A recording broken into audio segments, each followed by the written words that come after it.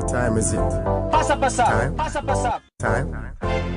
Every gal, every gal, every gal, every gal. I go me a Passa, passa.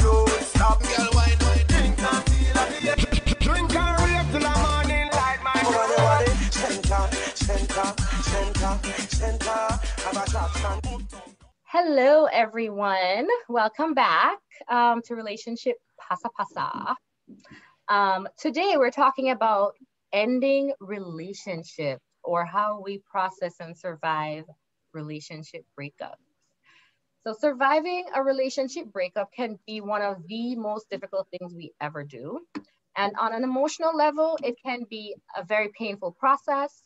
Losing a boyfriend or a girlfriend, husband, wife, or even a close friendship can feel like your heart is literally being torn out. It's not unheard of that persons face depression or trauma at the end of a relationship because it's painful. And many of us are just, not well equipped to deal with the breakup process and the aftermath. So one major breakup we're going to talk about is divorce. And divorce is actually quite common, can happen due to many reasons. Incompatibility, unfaithfulness, insecurity, emotional or physical violence, abandonment, the list goes on. Not everyone here is divorced, nor married. So what we're gonna do is I'm gonna ask ladies to think about an impactful relationship loss that they have experienced, or think about their perceptions about ending significant and important relationships in their lives. So I'm going to ask you now, think about that relationship, a relationship that has ended, an impactful one in your life, and think about what that meant for you. And I guess we're going to walk our way through it, right? So the first question I'm going to ask is, how did you know that relationship was coming to an end? And if you did know, were you the one to initiate the break off? And if you didn't know, why was it such a surprise? Or how did you work with that? So, who wants to just dive in? So I will not start because I feel like outside of Charman is probably the most depressing. So first of all, let me start on a happier note and say Happy New Year, y'all. Happy New Year. Darling. Welcome back to however many episodes is going to be in 2021. Yeah. This is our first 2021 episode. Yes, and we are looking forward to it. And we decided to jump in the deep end and swim to the shallow end. Mercy. No, but that's okay. I mean, we are saying goodbye to a lot of things in this season, and in the coming weeks. And a lot of good things that need to go. I agree. If you're following the news, need a rebirth. But I know. I agree. Lots of things needed to go. Can't wait. So sometimes ending a relationship, no matter how painful it might be, right? Or traumatic, is oftentimes necessary, right? Right. So I'm glad you volunteered to. I am not starting. I'm starting with somebody lighter. No, I was saying I wasn't starting. I just wanted to say that I am not starting, but Happy New Year to all. Somebody else can start. You are hilarious. I love it. Listen, I can jump in. I'm the divorce. Well, Char's divorced. Well, too, but I'm the divorcee. Right. I mean, I just want to start with somebody like, my dash with a man and him gone. Yeah. Well, and it was easy peasy. It could be a friendship or a relationship that you had to, and it's not like you have to dash with a person, because it could even be a familiar relationship and they remain your family members, right? But you have to institute some boundaries. I would say like an extreme boundary, right? Because of something. So okay, I'll start because not all divorces are traumatic.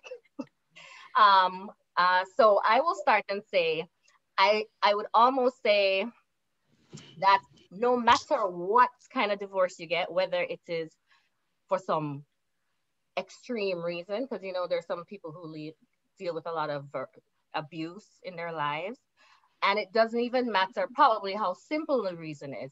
If your marriage meant something to you, chances are your divorce is going to affect you, right? So I would generally say it, and some other relationships that have ended in my life, not romantic. I would describe it as one, none of them shocked me. I'm somebody who overthinks. I think a lot and I ruminate a lot. So I'll never say something just completely shocked me, but I could say disappointed, right? So no, I wasn't shocked. And I love the question, were you the one to initiate? Because what does initiate mean? I don't want to get deep, but if you mean filing papers, that's different for a divorcee from who initiated the breakaway, right? So I think that's, but when you said you weren't shocked as in if you looked at yourself at the beginning of the marriage and looked at yourself at the end of marriage, the beginning of the marriage, weren't shocked that you got to the end, or you weren't shocked because you had time to process the divorce? I meant I'm not shocked because I knew there was something there that needed repairing and needed work. Not that's when I got married, because I was married for a long time. Not when I got married, I didn't see the end of my relationship. No. Okay. Oh my gosh, I can't wait till you answer. I'm very curious about. Mercy. Yeah, because now I'm curious. If you saw the end. I'm curious. I mean, I didn't see the end of it, but when people ask me, I mean, even in my therapy sessions, if I knew going in that it might not work, definitely. There was no point at which I was like, man, this is on firm ground. Oh. This is solid. No, at no point was I like that. But the thing is that, and we talked about this in the marriage series, is that I always felt like that's how it should be. That my parents went through things, my parents' parents went through things, you go through things, you're never at the point where you're like, this is it, you know, ups and downs, the ups and downs. Wow. So I just thought it was normal, but it was not normal. Wow. It was not normal. So, should have seen it coming. The flags were flying, boxed me in my face, and I still was a trudging. trudging. No. So, yeah. So, it's different. Miss Sophie, Miss Carrie, what are honestly, I'm sitting here thinking, and I'm like, I really have not lost any major anything. I can't think of a friendship or a relationship that has ended that has left me going, oh, I missed the person. I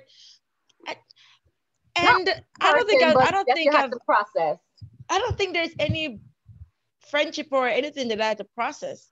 I don't know. I'm honestly like burst in my brain trying to think about it, and I cannot think of one, because for example, my best friend that I had in Jamaica, she's no longer my best friend now, but when we do meet up, we still communicate. So it's not like it ended. We just wasn't a break, right? It just we grew apart. Old friends that I had in high school back here in America. It's not like they ended. They're just not as close to me like they you never used had to be. A breakup, a relationship breakup? No, not really. I've never had a real relationship except for the person I married. I've had people that I liked and hang out with and went out with and stuff, but none that I've ever claimed, like brought home to my parents. Like Hill is the first guy that I brought home to my parents. I mean, I brought home other guys that I liked, but they were never introduced as the guy that I was seeing. They were just like, hey, this is my friend, Why weren't you claiming them? Because in my head, I know it wasn't going anywhere. So what's the point? It was like, you were a timekeeper at the moment. No, but like legit. That's why you don't have no breakups. You try not to claim people. Right. No commitment equals no breakup. No commitment, no breakup. No, but I'm seriously thinking like, did I miss one? But I can't truly think of a meaningful relationship that I've had in the past that I had to sever, just walk away and say, okay, this is not working out. Every one that I've had, it's more like a drifted, grew apart, moved, relocate, so we're no longer close. You know, Mm-hmm. yeah, that's how it is for me. I'll Okay. keep thinking. If I can think of one, I'll come back in. Think about one, and then as we go through, if you can't think of one, you could still relate based on your observations of experiences. Can So, definitely relate. so Miss Carrie, what are your thoughts? Um, Relationships ending. I mean, I think, right, it depends on a number of things, but was I the one to initiate? I have initiated a few endings, and I think honestly, sometimes a relationship ends, but it transforms, and there's an ending to a phase in a relationship. So I know people who I've ended friendships with, and we're friends right now. But at one point, we went through a phase where we ended the friendship. So I think Hmm. I've seen it work both ways, where sometimes the end isn't a final permanent end. Um, and I've initiated, other people have initiated. Um, I've definitely been on both ends of that transition process. How did you know it was time to end? I think is really about, do you feel valued in that relationship? Um, does that person respect you, right? Like, do you feel like there's a mutual benefit or growth happening in the relationship? And if the answer is no, then that's usually my cue to, I don't want to say keep it moving, but really reassess, what's the purpose of this connection? Um, so yeah, that's usually what that process looks like. I mean, whether it's a romantic relationship or friendship, it's all one and the same because they're all intimate relationships in different ways. Different ways. I agree I with you agree. Mm-hmm. because I even think about friendships too, and it's kind of, we talked about reciprocity and we talked about like relationship building and giving and receiving and flow, right? So I agree with that for sure, 100%. Yep, me too. Yeah. So as we think about our breakups, what are some of the feelings that surface? Is it a feeling that stayed at one stage, or is it initially a feeling of like anger? Have you gone through the processes, do you think? Or are you kind of stuck in any particular feeling? What comes to mind when you think of your breakup? And especially like even with me and Misha and divorce, what comes to mind when you think of divorce? And actually, I would like to hear for Sophie and Kerry for divorce. What comes to mind when you guys think of divorce Yep. That's from so your funny perspective? because I was gonna jump in to say I'm not divorced. I pray to God I don't ever get divorced. However, Mm-hmm. I can just think now of the feeling that I now feel from my husband, that if something were to ever happen and it resulted in divorce, I'm almost sure they may lock me up. No, I'm just kidding. But Are you though? I Are you though? are you though? No, for real, I am kidding. World, I'm kidding. However, I know for sure that I would be very hurt. Um, I'll be very hurt, and I'll be hurt because when you've invested your all, and when I say my all, I mean what I have to give, right? Because there's some things that I just can't give. I'm sorry. But what I do have to give, when you've, in my mind, when you've invested all of that in someone and they walk away, I can't imagine that being a good feeling. I can't imagine that being taken lightly. I can't imagine going to your family or your friends and saying this is no longer. I can't imagine taking on the pictures on Facebook. I can't imagine starting over. Like I can't imagine. Like I'm being like I'm thinking now in my head, because again I've never done it, but I can't imagine having to do it. I'm sorry, my pictures are still on Facebook. What? Pictures become almost the least of your problems. It's so hilarious because but you're right, so because the initial step is admitting that it's happening, and part of admitting it might be like all of that stuff too.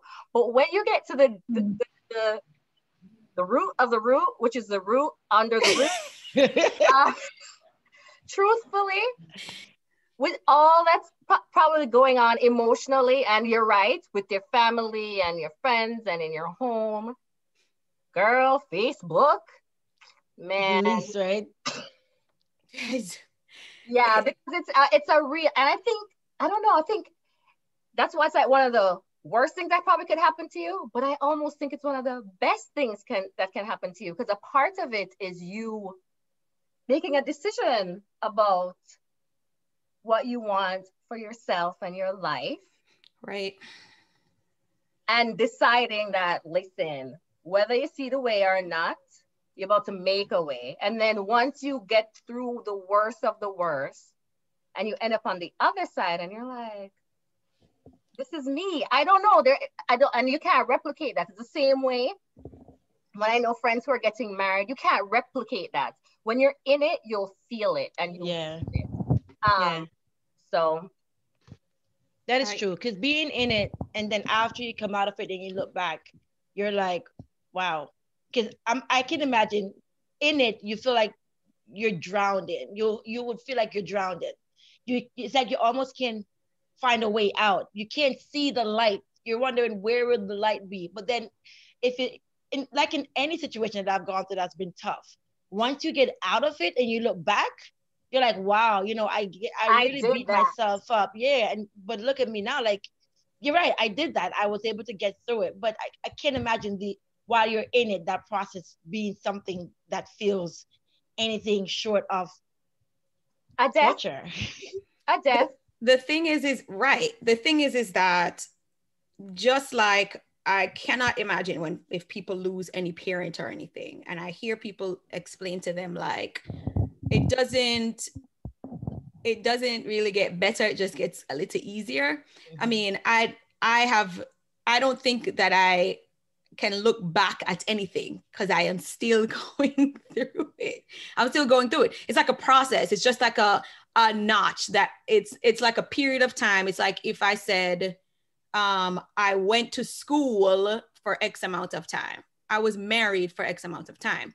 But that during that process, I was able to pull down some things off my wall and build up some things on my wall. So that process is still ongoing. I don't think I carry that quote unquote trauma with me, but if you ask my therapist, I am still holding on to that. So to me, it's just it's a thing in the past. It's a thing that's happened. I'm over it. I'm done with it, but I'm not.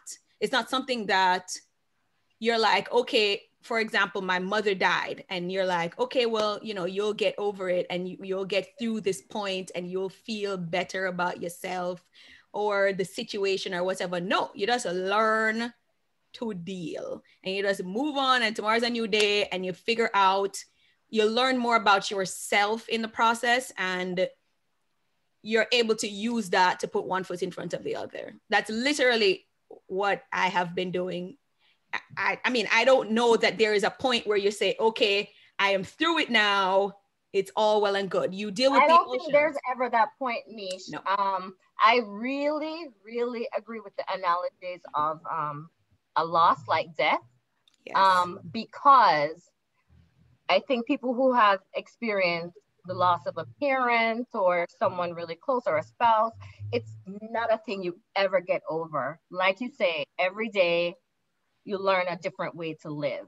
Right. They can grief, happiness, joy, love, all of those things can reside right here. It's like the human gift to us so that we don't stay stuck in anything. So, but I'm even thinking too, Sharifa, that okay, let's take since we're somewhat on divorce, even for you and me who have been, it's different because at least for you, you were able to somewhat sever, like walk away. Oh, yeah. But Misha has two kids, so there's really no true never walk ending. away. Yeah. So to me, I'm thinking about that now, like, wait, it wouldn't be different for you because there's no true walking away. Yeah. And I mean, I don't want to compare my situation. Just like, I mean, every situation is different, but I definitely don't want to compare my situation to like how somebody would feel if their parent died or if their spouse died. Mm-hmm. It's obviously very different. I just, it's just literally a consistent process of this is something that you went through in life and you're consistently going through even now. Just having to deal with that, having also to co-parent with an ex-spouse. Yeah, is a whole. That's what I'm thinking. Because I'm like, I wouldn't want to talk to you after, but I have to talk to you. Like, and there are people who divorce and are completely fine. Yeah. Yeah. It took time, but I'm at a place where I can absolutely talk with my ex. Girl, I give you props because it's just processing, and it's. Don't call me, don't write me, don't page me. Don't page me. What? I don't want your friendship. Do this to page anyone. Carrie, I mean, we could be acquaintances. Carrie, your thoughts? I didn't hear you. We were saying your thoughts on the whole process of it. Oh, I mean, listen, I do agree. I think it's a process. It's not an event. I think this woman, not woman, but this author that I love, Clarissa Estes, she has a whole body of work around forgiveness. And the fact that you're not ever complete with forgiveness. It's a process. And sometimes you get to 5% and sometimes you get to 75. But it is just that it takes time, and there's no established, like, this is how long it takes. I think the way I view it is you have to have the opportunity to do something to see how you do. And I think that's true for anything. So if you're in a marriage, you have to be in a marriage to have the opportunity to make that marriage work. The same holds for any experience, right? I think as someone who's dating, I have more opportunities to start fresh things and transition things. So I'm practicing that more than a Soph would be. Someone who's in a long-term marriage, there's a different experience that you're having. So to Shar's point, it allows a certain level of freedom. It's a different type of freedom around how you feel about starting something new and ending something or ending a relationship. It's just different. I don't think, I think it's like comparing apples and oranges. There's just no comparing the two experiences because they're so very different. Yeah, I agree also. But one thing is for sure, they both hurt. That is a fact.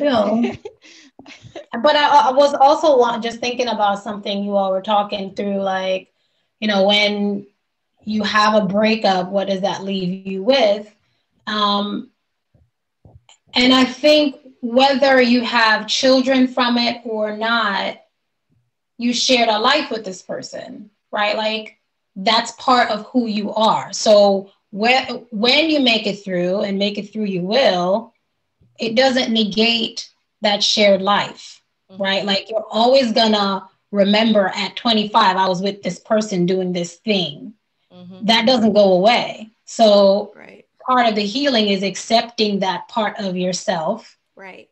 And accepting the fact that that's you too. Like, in this moment, that's part of who I was. Right. So I think that's important. I think that's an important part of the healing process from terminating any relationship, and not kind of being angry at that version of yourself Because I think that happens sometimes. You're like, I was such an idiot to think this person XYZ, whatever. When the reality was that's where you were, right? Like, and being able to accept yourself in whatever light that was at that time. So I agree. I think that's a large part of it too.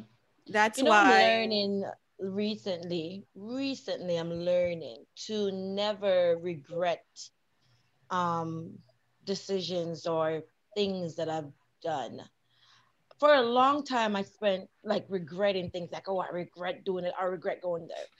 But for me, if I must be truthful to things that I've regretted and look back deeply into them, I've always learned something from it that I wouldn't have learned had I not had that experience, you know? So I've recently, and I'm convincing myself to try this more often, is to learn not to regret a decision that I made, and to just believe that everything has a time and a season. And some seasons, you know, summer doesn't last all year, you know, it has a couple months and then it goes. And some things end and some new thing, when one old thing ends, a new thing begin. And if for me, this is how I'm talking to myself. If I can learn to accept that not everything was meant to last forever, it just makes ending something a little bit easier. Not that it takes away all the pain and it's like, oh, okay, new thing. No, but it just makes it a little bit more palatable. And easier to start over or to start something new. I don't know if that makes sense, but yeah, I think I was having this conversation with a guy this week, and I was talking about relationships and how we get into relationships and we're building a life with someone and we get the sense, and this happens, right? It's normal. It's like, this is my person. Like, you own that person. And I think when we look at the way nature operates, we don't own anything. Things are transient. People are their own beings. They're living a life. Yes, you're in a partnership with them, but they're their own person, right? With their own autonomy and their own thoughts and all these other things. And so I was talking to him about being able to wrap your head around the fact that you're building a life with a person, but you don't own them. You don't own anything, right? You are a transient being here having an experience for a time. And that's true for them too. It's true for everything. So I think it's about balancing those two things. So yeah, and I don't know how people balance that. If they do, like, you know, some people don't, but I do think it's very real, and it's easier said than done. But I do think, to Soph's point, nature, the world, the universe gives us clues about how things work, right? And if life is happening in a cycle, why wouldn't we think that's true for us? Right. If everything else is on a cycle, right? Yeah. We're not exempt from that. So yeah, I think it's an interesting conversation to have with those you love about what those cycles look like. So yeah. I agree. And to circle back to what Soph was saying about, well, I guess everybody kind of touched on it, but about dealing with it. And as you guys were talking, I realized that when we say we're coming through it, you deal with the grief of it. You lost something. I mean, you lost someone. And you go through the stages and you get to the end and you reach the acceptance part. Okay, I've accepted that this is a situation. But how do you actually get there? I mean, to some people, you know, the freeness, they deal with it, they burn things, they like purge, I mean, whatever the situation. Right. But I think when we talked about like the whole Facebook thing and the pictures are still there, those pictures are of a time when other things were happening. So that's just a stage in life that this person was there for that. I'm not gonna go delete my pictures now because I don't want to see your face. I mean, there at no point, to me, that's just I don't need to do that. To other people, the purge might just be necessary. Like, I need to get rid of it. I need to get rid of all these pictures. I will keep the memories of everything else in my mind, or not. I prefer to get rid of all these memories for me to get to the acceptance stage, which is fine for me. It serves no purpose for me. So the process of going through those stages and dealing with, this is really happening, you know, and you accept that this person is no longer going to be in your life in the capacity that they were before. Because as you said, they could be in your life for co-parenting purposes, as a person that you can call and say, hey, Right. we did this 20 years ago. Can you remind me how to do this? And y'all are acquaintances in that way, where you can talk once a year and say, how's your sister, or whatever. Or the person doesn't exist at all, like never, haven't seen them in however long, whatever the situation is. You are able to get to that point where you can say, I went through the stages and I am working on myself in the acceptance stage. Because that's, regardless of what relationship it is, that's the point that you have to get to for all of them. For every relationship that ends, you just have to get to the point where you're like, I've gone through it, and now I am just putting one foot in front of the other once I deal with all of those steps that I'm at. So to each his own is what I was trying to say. However you want to deal with it, you could go ahead and deal with it. But I don't think I ever needed to go through the whole purge situation. Yeah, I'm not like that either. And then another thing is, I mean, and it depends on the relationship you have, but if you have if the people are genuinely good, if the person was a genuinely good person, like, just the fact that you divorce them doesn't mean that they're not still a decent person. And if you had genuine care for them, you might not be best friends, but you wouldn't leave them hanging if they needed your help or if they asked for something. Sophie, fix your face. And then and also you become family with their families, and you don't. That was the other thing I was gonna say, and the love I have for the family, it doesn't go away. So clearly I wish them well, and clearly they wish me well, and I know it, and the love is still there. But the truth of the fact remains, whether it speaks to what Carrie's saying, Misha's saying, or Soph saying, at some place you have to make a decision about what your life means to you. Time is precious, and just like I guess Carrie was saying most recently, you can't live someone's life for them and they can't live your life for you. That is a recipe for regret, right? Right. So your life, autonomy, it has to be fulfilling in the way you share it. It has to make, or else I don't know how else you would flourish, right? I agree. So I mean, I agree, especially because that was one of the harder parts for me when it came to divorce. Is I felt like I needed to think about, and that's probably what kept me in my marriage for so long, is that I felt like I had to think about people outside of myself. So, you know, I have kids. We now share a family.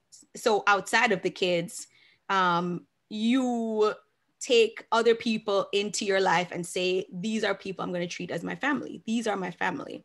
And the opposite is true. So my family took him in. Now you got to think about everybody got to sever ties. Every girl, and at a point, because you're in the house with him, so y'all know what it is. But the next problem is, like you said, there's a family around you, or a village that forms around you. Right. Now, and then I know we talked about it a little bit at the when we talked about marriage and relationships, all the different cultural and traditional values and expectations, right? I know Misha, you tipped on it, which made us go, man, we gotta go talk about this one day. Because there's so many expectations for us, not only marriage, children, and then there's so many built in, you can't even Sometimes you want to stop yourself, you can't stop yourself. So many expectations about marriage should look like, what parenting needs to look like, what a value system for a life is, right? And so if you live your life by those value systems, you're not married, problem. No kids, problem. You're divorced, problem. Only child, problem. Like so we also have to like be mindful. Well, I had to teach myself to be mindful because I was also could not see myself giving up my life for just culture and tradition and acceptability. What is that? Right. I agree. After them not live with me. I mean, but when you don't even realize it's happening though. You don't even realize it's happening. And I define it to stop it. Yeah. And I know lots of people who get married because of that. And I mean, even I didn't think about this however many years ago, but even before I was married, but people get married because of that. They invest 5-6 years of their life and they're like, maybe this isn't the one. But at that point, your families are invested, you're invested, your ovaries are invested. This one, everybody invested. So you like, may as well. Let's just do it. And then you're in it and you can't get divorced because it's the same thing. It's like a cycle. Okay, there's that side of the, can I just talk about that? That's not divorce actually, but that's pretty common. Yo, do you know people who are married for like almost decades? They don't even talk. They live in the same house. They have decided this is fun for them. Yeah. That's another version. Absolutely. Huh? Yeah. Absolutely. But I would venture to say people are not blindly making those decisions. I think, yes, sometimes people are. But I give people credit. I do think people make some of those decisions because the satisfaction of the status quo supersedes going against the grain. Right. Oh, yeah. And that's a very conscious decision. And I think I love when people own their decisions. Like, it's one thing for me to be like, I walked into this blindly versus I know what I'm walking into and I'm doing this consciously. Right. And I think a lot of people are doing those things consciously. It's not a good or bad thing. It just is what it is. Right. But people make those decisions very consciously. I definitely think that's a thing. And it's right. It carries into the relationship where you decide to stay for various reasons, oftentimes because the benefits of keeping it the same outweighs what you perceive to be the negative consequences. So I think some of those are, very conscious choices. That word that you use, that word that you use just now is it's perception, because you don't know, you don't know what it is outside of that unless you're outside of it. And you mentioned that in the beginning. You don't know what it is to be married until you're married. Your perception of what marriage is just a perception. Is what you see other people. It's just a perception. And every marriage obviously isn't different, just like every separation of whatever person, whatever is also different, but it's perception. People just don't realize that. They're just like, oh, we're getting married, and every marriage is you're married. You're committed and you're married. And then you get it and you're like, I'm asleep in that bedroom over there. This sounds like a recent show I've been watching. Listen. If my life was like that, ma'am, I'll take him. Okay. Listen. Oh Lord. Let me tell you. We're talking about Bridgerton. Yes. Oh Lord. Oh Lord. Watch that in one day. I did. One day. Okay. Oh my God. Carrie, did you watch Bridgerton? Mm-mm. Carrie. Okay, hold on. Leave Carrie? it. We're coming back to this. Hold it. Carrie, please watch Bridgerton. Okay, it's just one season. No, so ladies, I've been twitching. So I've been staying off screens for the last 2 weeks. Let me just tell y'all something. I'm getting old. I had to figure out my eye twitch. I'm like, I got to stay off. So I haven't been watching TV. I've been off my phone. I've just been trying to get my you did get eyes sorted out. Ma'am, if you watch episode 5 of Bridgerton, that twitch will go away. No, Carrie? no. No. Start from 1. Carrie. Start from 1. I We're said gonna I have to was not revisit going this. to watch it. I was like, nope, I don't want to get involved. My Facebook page has been like over. I'm like, nope, I will not get involved. And something got the best of me. It is called boredom. No, we have to talk about it. There are things to talk about. No. Well, I don't really want to talk about it. Carrie, we don't watch it. We No, should have no, made her watch it. Let's No, I mean, I don't care about spoilers. I still watch it. Dude, you don't even need to watch it. Just listen in. First of all, yeah, you it's definitely, even if I tell you exactly what happens, it's not gonna be the same unless you watch. I don't think so. This isn't true Shonda for. I'm telling you, you have to for watch real. it. Shonda just mad. Like, listen, why is it that like I'm trying to I was like, okay, let's just watch the first 4 and then come back to it. Of course, Miss Shonda, just like with all our other, so you're like, nope, the next one. Can't stop her. Can't stop her. And then How many episodes is it? I'm Googling like 10. They started. I'm like, did they start season 2 yet? Are they filming? No, they're not. Problem. Vested. That is all I saw on my Facebook page. Everybody, when is season 2 coming out? So I'm like, wait, season 1 was that good? What's happening in the show? Where is season 2? Where is season 2? I'm like, wait, people stop. It can't be that good now. Stop it. But disclaimer here, it's very far from reality, but it's okay. Of course. You think so, Shar? Excuse me, there are Black people. Let's talk about it. Listen. Anyway. I don't mean that way. I'm willing to do that. I mean that way. She has made that artistic license like completely. So it is completely ignored that people are different races for sure. Whether Black, white, Indian, it's just ignored. They're just all there. Right. But the story still. I like that she touched a little bit on everything though. Like I feel like every problem that we're now facing, she addressed a little bit of it. It was like a little bit of every little bit. Mikhail, talk about it, because to me it just seemed like one of my romance novels come to life. Well, that's the only reason I loved it. I was like, it is a real romance novel. You know that it's from the Harlequin series. So yeah, really? I know, but I just mean when I was watching it, I was like, she has stayed true to the truth. Yes, she has stayed true to it. Yeah. She didn't to make it anything but what it was, and I just love that. But anyway, but we can talk about the divorce / breakup / sleeping in the next bedroom. I'm eating on this side of the dinner table. You're eating on that side of the dinner table situation, though. We can talk about that. That's why I said what you just said reminded me of a show I've been watching. Like hitting the nail all up on the head and all. I'm like, okay, all right. Like sleeping in a different room so strongly. You said you don't what? I don't look at things like that. I mean, that was my experience, and that's not my experience. But I'm just saying, when I hear it, I don't look at it as because sometimes as a negative. Yeah, me and my husband married right now. Sometimes sleep in a different room. Not because we're upset or anything.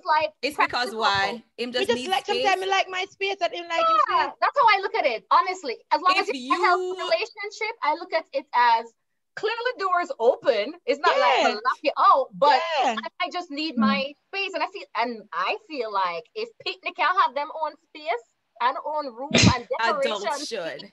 I agree. I don't have a problem with it. There are days where he's upstairs and I'm downstairs. So what if it's consistent?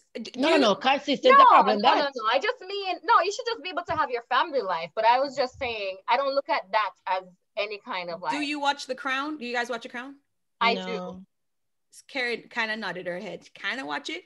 Anyway. No, I don't watch it. Oh, you don't watch it. So I watched The Crown. The Crown is also very addictive. I mean, I started when the first season of The Crown came. My parents were here. My sister was here. My grandmother was here. And we would stay up. My grandmother, who goes to her bed 9:00 every day, stayed up until 2 a.m. because we could not turn the TV off. Very addictive. Anyway, one of the episodes of the recent Crown was the Prime Minister. Oh my God, I forget her name. Margaret Thatcher. So That's correct. It's very closely aligned with British history. Right, because it's the crown. It's the only place the crown is. Anyway, so the prime minister came, her and her husband, and when they were setting her up, they were like, this room is yours and this room is yours. And they were hella confused. Like, why do we need 2 rooms? And then you realize that the whole show, after that, it didn't even register to me before that. But it's normal for husbands and wives to live, like to have their own bedroom, living separately, because it's just normal.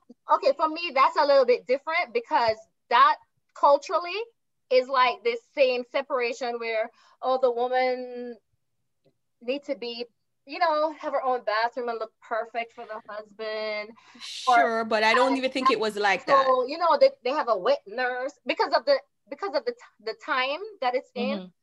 And the country that it is, those cultural connotations, I don't agree with. It depends, because when people were sleeping with other people who have all them rooms. Yes and no, because when people were sleeping with other people, or like went off to go live by themselves, they were sleeping in the same room. It was that once you are like in these roles, you ain't got time for no relationship. Y'all are married, but married. Like y'all are that's what I'm saying. I don't like that. Yeah, that's what I'm saying. That's not the connotation that I have for the separate rooms, because that connotation is definitely like, it's class, because I think that what they were trying to even highlight, that Margaret Thatcher was like I don't want to say working class, I don't know what class she was, but she wasn't like of the peerage. Right. So she didn't have like that kind of situation. Correct. Right. Yes, but for me, if y'all have separate rooms, I'm thinking y'all just don't like to sleep with each other. Y'all just not on the same page. That's why I was trying to say that's not what I want. And we don't have separate rooms. It's just every now and again I go in my guest room. Every now and again. Some people have separate rooms, ma'am. That is true. And it's not a matter of we're upset or no.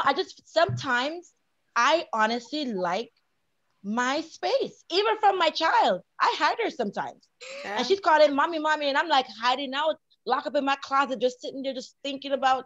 And my body is my refuge. I mean, that was not my situation in my marriage. It was together or whatever, but having like figured out what's okay for me and what I like, and realizing that I like my space, I can now understand people who choose to not have a whole separate life. Right. But, and I mean, it don't happen very often. This is once in a blue, but it happens. I can understand.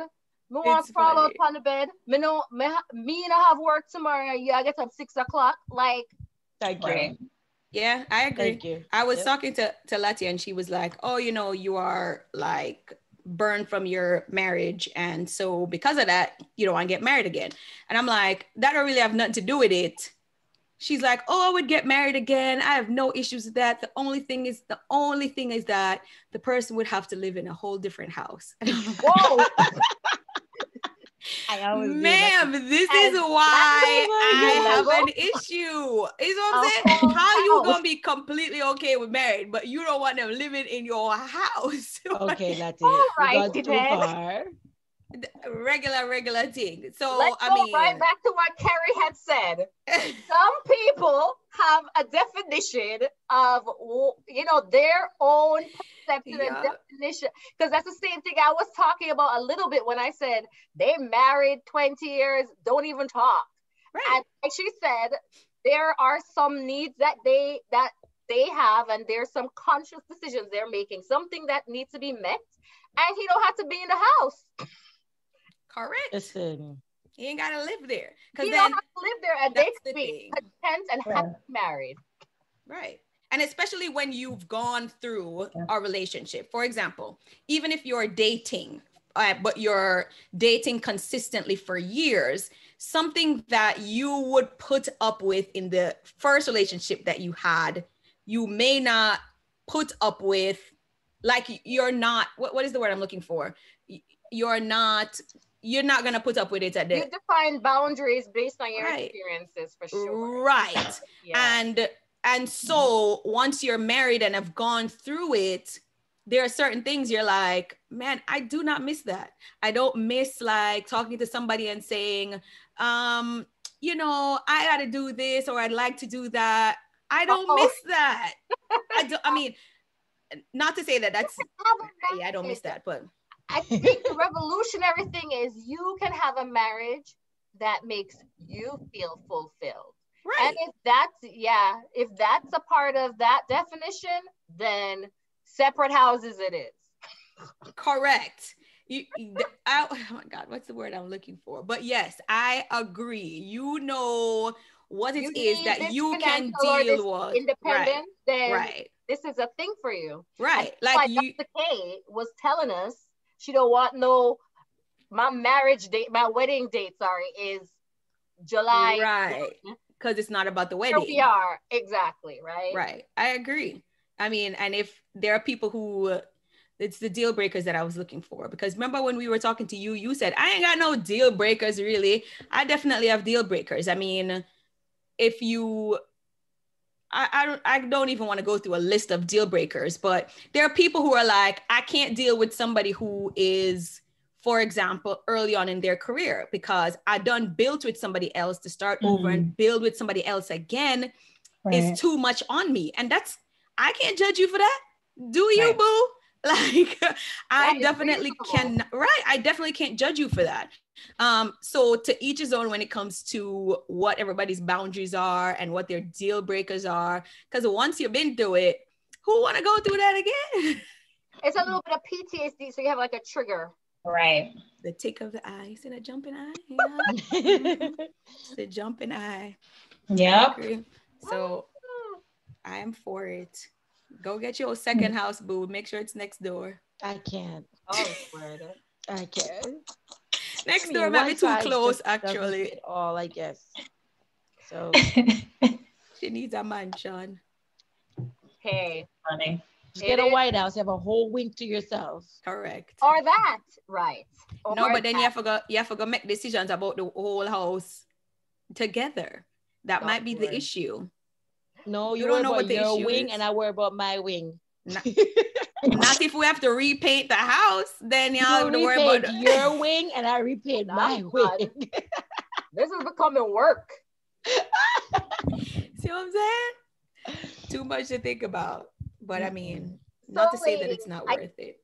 I think instead of well, first, anyone has any last things that they was just on the tip of their tongue, and you didn't get to say it, because I'm about to wrap us up. Let's see. I don't think so. No. Oh, okay. So instead of asking you for final takeaways, what I'm gonna ask is if each of you would kind of reflect and give some advice, whichever stage. Advice for the single looking to get married based on your experience. Advice on the married looking to get divorced. Just kidding. Advice on the dating. What kind of interested in marriage or in, like, what are your like takeaways or any piece of advice with regards to relationship that you have based on your experiences? First of all, divorce isn't taboo. Like if you in a marriage and you need to get out for whatever reason, I'm not going to be judging you talking about, we're not going to talk about that. That's a thing that people are going through, is struggling with deciding if they should be divorced or not. I remember struggling with it for a long time and deciding that it's more important for me to be happy and be able to support my children in that way than for everybody else around me to be happy in the perception of my happiness. So can you say that again? Because I think there's no real talk. I definitely feel like I have those conversations with folks who others are more happy for them than they are for themselves. Yeah. People will go through it by themselves, you know, like I do that a lot. And I mean, it just is my personality. I go through it. Once I'm through it and I done reflected on it or whatever, then I can say X, Y, and Z. But when you are in it, literally when I was in it, I am thinking, this isn't healthy. This isn't something that I want for myself. And for a long time, I was saying, maybe if this changed, the situation would change. I would be happier. The situation would be healthier and things would come up and it wouldn't change. Or it would, but then it would go back to being unhealthy again. And the perception to everyone is that you're making it. Strong Black woman. Your parents made it. Your grandparents made it. You're gonna make it. You're in it and you're like, you're gonna make it. But it's just a perception of happiness. It's not really that you are healthy. It's not really that you're happy, but you gotta look beyond the perception of happiness for true happiness, for you to move towards that. Because I can't say right now that I am in a place of like true happiness, but I'm getting there. It was definitely better than when I was married, for sure. Like 100% better than when I was married. So I cannot look at anybody if they're saying, I wonder if we should talk about that. That is something we do definitely need to talk about, because once you're on the brink of it or you're thinking about divorce, I'm not saying, yeah, divorce the man. I'm saying don't think of it as a taboo topic. Think of it as something that you really need to evaluate, and something that is, it's not the end of the world. It's the true definition of you trying to be better for yourself. So when people are like, let's talk about if you're married and you know you need to be divorced, that could be a thing. That could definitely be. I think see people in their 30 years that should have been not there 10 years ago. Like after serious talk, like when it should have long time when it should have gone. Those scripts that we learn as youth or young people, they're embedded in us, right? And not only do we have to name them to rid ourselves of them or to redefine them, because you know they're not to be thrown away, but they're certainly to be redefined, a lot of them, right? Yeah. So that's my thought, is that it's not a bad thing to end any relationship if that's what's necessary for your health. And that's as a part of your health, I mean happiness and you know your mental health, even your physical health, whatever it is. Ending a relationship is not a bad thing. It might hurt, not might. It will hurt, but the pain is necessary. It's a necessary part of the journey, that it won't hurt like that forever. It's not like the pain may not go away, I mean, but it just won't hurt like that forever. So sometimes it's necessary and shouldn't be taboo. Yeah. Any advice from let's see. I think I would just have to say that for me, I can just say I am just learning to focus on self somewhat, because what may look strange to you with somebody else, they're perfectly fine in that situation. You know, not everybody sees things the same. So, you know, focus on yourself, worry about yourself. You can always offer advice, but you can't expect everyone to believe or feel the same way you feel in how they live their life. Happiness is different for everyone. What makes you happy may bring another person tears. What makes them happy may look strange to you. So focus on self, be there for friends and family, but don't be overbearing or judgmental. With ending, you know, sometimes ending is good. When you end something, you have the opportunity of starting something that could be amazing. Yeah. So you can't always look at ending as a death sentence. You know, if the tree don't shed their leaves during the winter time, they're gonna die. They have to shed their leaves every winter in order to survive the winter. And in the summer, they come back prettier than ever. So, you know, be in your season and just be grateful for whatever season you're in. But just try to get out. Don't stay in there and feel sorry for yourself. If it's the ending season, go through your ending season and start building new ones. And if it's a building season, go through your building season and be prepared for what may come. Because, you know, seasons are seasons. Before Carrie jumps in, I do want to say that if you are ending a relationship or thinking about ending a relationship, I think that communication with everyone is also important. Be deliberate in your boundaries. So if you need somebody to be overbearing, tell them, I need you to check up on me. Because if you seem like you don't want it, I mean, of course, people will know you, and you are surrounding yourself with people who know you. And that's another thing, surround yourself with people who know you. But if you need your space, take your space. If you need people to wrap you and not let you go, you need to be deliberate in saying, that's what I need. Because they're not in that relationship with you. So even if you're breaking up with a friend, they're not in that friendship with you. They're not in that marriage with you. They don't know what you went through, and they cannot walk you through the end of it. They can help you in any way you claim that they need to help you. So if you need somebody to, as I said, wrap you as you are walking through the end part of the relationship, then you need to make that clear, because people are not going to know.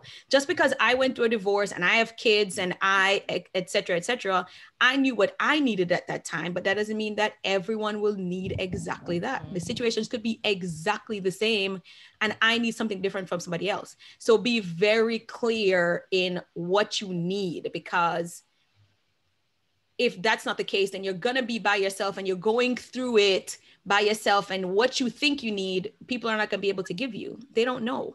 I mean, that's just regular life. But in these situations where you need propping, and the propping, as I said, could be, y'all need to just give me a minute. Y'all need to just give me a couple days, give me a week, whatever. And then I'll come back and have a conversation. That's what you need. Then that's what you need. But be very deliberate in what you're saying. Anyway, I just had to throw that in there. Go ahead. Yeah. Shar, what's the question? Advice regarding? I would say any stage you're in, but whether it's in a dating, single, married, divorce, what kind of advice do you have from your own experience with ending relationships that you'd like to give? About ending relationships? Wherever you think the advice lands.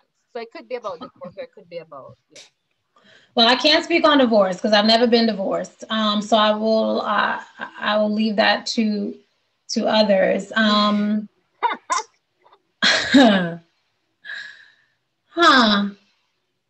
Advice. I don't know if I have a ton of advice. I think it's what you all just already said, right? If you're in your season, whatever season you're in, you're there for a reason. Not being afraid of endings, I think, is really important, because sometimes we're afraid of letting a thing go because we feel like we'll never get something that good again. I definitely know I felt that way about relationships, and you don't know. You might not get that same thing again, but you are happier for it, right? And I think that's what I would say. I would say, don't be afraid to let go of the thing for something better. And that something better might not look like the way you think it's going to look. Mm-hmm. It might not. And you have to be okay with that.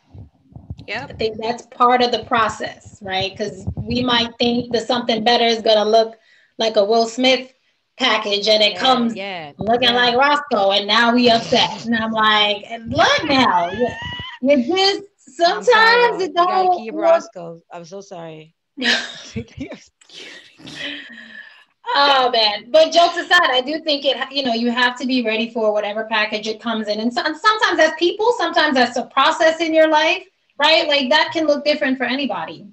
But I would just say, don't be afraid of endings, because they open the door for definitely new beginnings.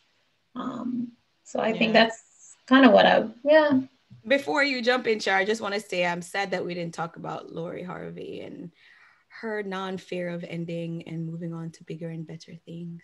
Who? Lori Harvey. Oh, okay. Living her best life. Her best.